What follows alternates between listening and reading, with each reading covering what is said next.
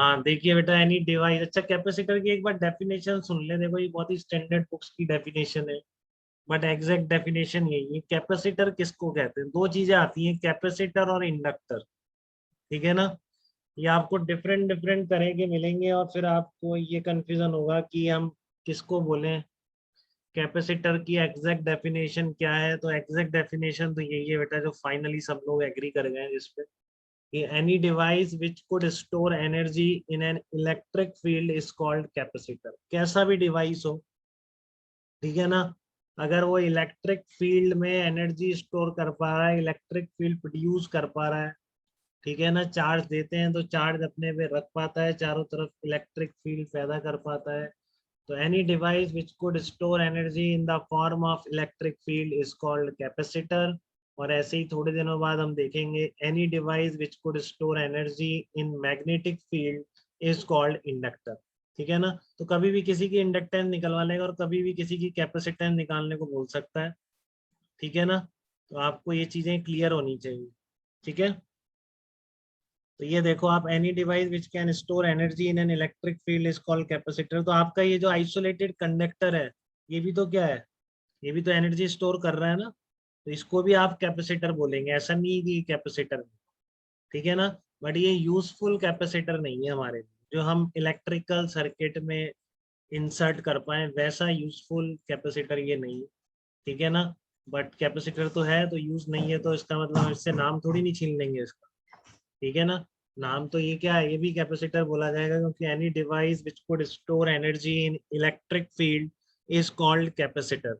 तो एक isolated conductor is also a capacitor. ठीक है ना? बट यूजफुल कैसे बनेगा ये देखिए आप एक बार।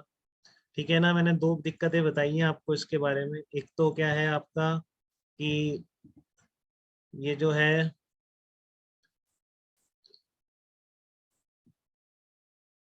दो दो दिक्कतें हैं इसमें हमको।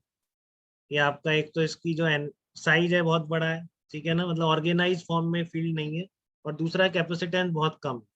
तो देखो आप, फिर लोगों ने क्या देखा कि एक प्रिंसिपल बनाया है जिसपे बेस पर ये कैपेसिटर बेस रहेगा, तो प्रिंसिपल ऑफ कैपेसिटर में यही मेंशन करेंगे जैसा मैंने लिख रखा है। ठीक है ना? ये आपको लिख लेंगे, सिंपल है, याद रख लें, अभी अपनी रफ कॉपी में लिख लें, फिर आप लिख देंगे इसको। प्रिंसिपल ऑफ कैपेसिटर मैंने नोट से क्यों हटा दिया, एक बार देख लूँ मैं आपके, हो सकता है आगे पेज पे मैंने लिखा हो। 1 मिनट रुकिए आप। प्रिंसिपल, हाँ, स्टेटमेंट लिखा हुआ है, लिखने की जरूरत नहीं होता, पूरा लिखा हुआ है आगे, यहाँ पे जस्ट मैं एक्सप्लेन कर रहा हूँ। नेक्स्ट पेज पे पूरा स्टेटमेंट है। तो क्या है बेटा प्रिंसिपल ऑफ कैपेसिटर? एक चार्ज कैपेसिटर था मान लो आपका, शुरू चार्ज कंडक्टर था। ठीक है ना? एक चार्ज कंडक्टर था आपका, और कोई तो नहीं आने वाला, पता नहीं कहाँ जाता है। ठीक है ना? एक चार्ज आपका कंडक्टर था मान लो, तो इस तरह का कंडक्टर चार्ज है। ठीक है ना? ये आपने इसको चार्ज दे रखा है, किसी भी शेप का है तो इस पर चार्ज है इस तरह। ठीक है ना? ये चार्ज कंडक्टर है। मैं कह रहा हूँ अगर इसके पास कोई मैं दूसरा अनचार्ज कंडक्टर लाया, तो आप मुझे बताओ इसका पोटेंशियल कम होगा या बढ़ेगा? अगर दूसरा मैं अनचार्ज कम कंडक्टर, होगा। पोटेंशियल इसका क्या होगा? कम हो जाएगा ना पोटेंशियल? यस सर, हाँ सर, वही कम होगा। हाँ हर्षवर्धन, कैसे कम होगा बताओ एक बार। तो चार्ज ट्रांसफर हो जाएगा ना पोटेंशियल की नहीं वजह नहीं, से। दूर है, टच नहीं कर रहे, टच अच्छा थोड़ी नहीं दूर है कर। क्या? हाँ पास में हाँ ला रहे हाँ, हैं। तो वो देखो तो इसमें इंडक्शन के जैसे। अब ट्रांसफर नहीं होगा, चार्ज इंड्यूस होगा ना, सीधा सा बात है बेटा। कंडक्टर के पास चार्ज, कंडक्टर के पास दूसरा आ रहा है, चार्ज इंड्यूस होगा उसके पास, और क्या होगा बताओ? क्लियर है? हाँ इस तरह सर। का देखो यहाँ बना रखा है। ठीक है ना? ये पहले से एक चार्ज कंडक्टर था और इसके बाद दूसरा अनचार्ज कंडक्टर लेके आया पहले, तो इस तरह से दूसरे वाले कंडक्टर पे क्या हो गया, चार्ज इंड्यूस हो गया है। देखो ये रहा। ठीक है ना? ये कंडक्टर था, ये अनचार्ज आ रहा था, तो चार्ज इंड्यूस हो गया। अब देखो यहाँ पर नेगेटिव चार्ज पास में होगा, प्लस डेफिनेटली दूर होगा इससे। तो अब इस पर पहले केवल प्लस के कारण पोटेंशियल था, अब टोटल इसका नेट पोटेंशियल नेगेटिव ही आएगा। तो पहले पॉजिटिव पोटेंशियल था, अब नेगेटिव पोटेंशियल हो गया, तो ओवरऑल पोटेंशियल कम हुआ कि नहीं इस कंडक्टर का, बिना चार्ज को शिफ्ट किए हुए। मुझे चार्ज कम नहीं करना पड़ा, केवल क्या हुआ, आपका पोटेंशियल कम हो गया। ठीक है ना? तो आपका कैपेसिटेंस क्या होगा, बढ़ जाएगा ना। तो इसलिए तो बार बार कहता हूँ, सराउंडिंग मीडियम से कैपेसिटेंस चेंज हो जाता है। तो एक चार्ज कंडक्टर के पास अनचार्ज कंडक्टर लाने पर सिस्टम की कैपेसिटेंस बढ़ जाती है, यही प्रिंसिपल है कैपेसिटर का, कि इसमें हम कैपेसिटर क्या होता है basically combination of two conductors place very close to each other. ठीक है, तो वो आपका इस तरह का दो कंडक्टर्स का कॉम्बिनेशन क्या कहलाता है, कैपेसिटर कहलाता है। अब ऐसे रैंडम लाने से तो कोई फायदा नहीं, पता नहीं कहाँ कहाँ फील्ड पैदा हो रही। तो इसका बहुत ही ऑर्गेनाइज तरीका हम ऑलरेडी देख चुके हैं। ठीक है ना, इसका बहुत ही ऑर्गेनाइज तरीका हम ऑलरेडी देख चुके हैं। जैसे कि हमको पता है एक चार्ज प्लेट है आपकी, ठीक है ना, चार्ज इनफाइनाइट प्लेट है, पर टोटल चार्ज मान लो इस पर कितना था, प्लस क्यू था। ठीक है ना, तो दूसरी आप कंडक्टिंग प्लेट्स लिया हो इसके पास, ठीक है ना, और इसका चार्ज मान लो, ये कैसे चार्ज देंगे ये मैं आपको बता दूंगा, आपको बिल्कुल क्लियर हो जाएगा जब बैटरी से कनेक्ट करेंगे। अभी आपको बैटरी नहीं पता। तो यहाँ देखो फील्ड कैसा आएगा, आपको पता है कि दो कंडक्टर का कॉम्बिनेशन है, एक को प्लस क्यू दे रहे हैं और दूसरे पर चार्ज क्या आ रहा है, माइनस क्यू है। तो इस तरह के प्लेट के कॉम्बिनेशन में चार्ज किधर आता है, या फील्ड किधर होता है, सब तरफ फील्ड होता है कि इसमें भी। नो सर, बीच में होती है सिर्फ। हाँ अयान नहीं बताइए, सर, बीच में ही बीच में। फील्ड होता है। तो हाँ यहाँ सर, पर फील्ड क्या होगा, जीरो हो जाएगा, यहाँ पर फील्ड जीरो, जीरो हो गया और यहाँ जीरो। क्या आ गया, तो ये ऑर्गेनाइज फॉर्म ऑफ फील्ड मिल गया ना बेटा आपको। ठीक है ना, इस तरह से दो यस सर। प्लेट्स को अगर पास लाते हैं कंडक्टिंग प्लेट्स को, तो एक ऑर्गेनाइज फील्ड मिल जा रहा है आपको। ऑर्गेनाइज जहाँ भी फील्ड मिलता है तो बेटा एनर्जी मिल जाती है। ठीक है ना, अब इस एनर्जी का हम यूज कर सकते हैं, तो धीरे धीरे देखेंगे आप कैसे यूज करते हैं। ठीक है, बट आपसे कोई अगर प्रिंसिपल पूछेगा कैपेसिटर का, तो प्रिंसिपल यही है कि जब whenever an uncharged capacitor is placed near a charged capacitor, then overall capacitance of the system increases। ये बोर्ड में ही पूछ सकता है कि बताओ कैपेसिटर बनने का फंडा क्या है, यही फंडा है। ये आपकी कैपेसिटेंस बढ़ जाती है और आप अगर ऑर्गेनाइज कंडक्टर ला रहे हो तो आपको फील्ड भी ऑर्गेनाइज मिल जाए। ठीक है ना, अब आपने कंडक्टर की कैपेसिटेंस तो पढ़ ली थी, बट इस सिस्टम ऑफ कंडक्टर जिसको आपने कैपेसिटर बोला है, ठीक है ना, इस सिस्टम ऑफ कंडक्टर जिसको आपने कैपेसिटेंस बोला है, इसकी कैपेसिटेंस कैसे डिफाइन करेंगे। तो बहुत सीधा है बेटा, जो इससे डेविएट होगा वो रैंडम क्वेश्चन नहीं कर पाएगा इसके जैसे भी अपन करेंगे। ठीक है ना, बहुत ही बेसिक पे रहा करिए। कंडक्टर की कैपेसिटेंस का क्वांटिफिकेशन कैसे है, आइसोलेटेड कंडक्टर की एक ही तरीका है, चार्ज दो पोटेंशियल निकालो बस।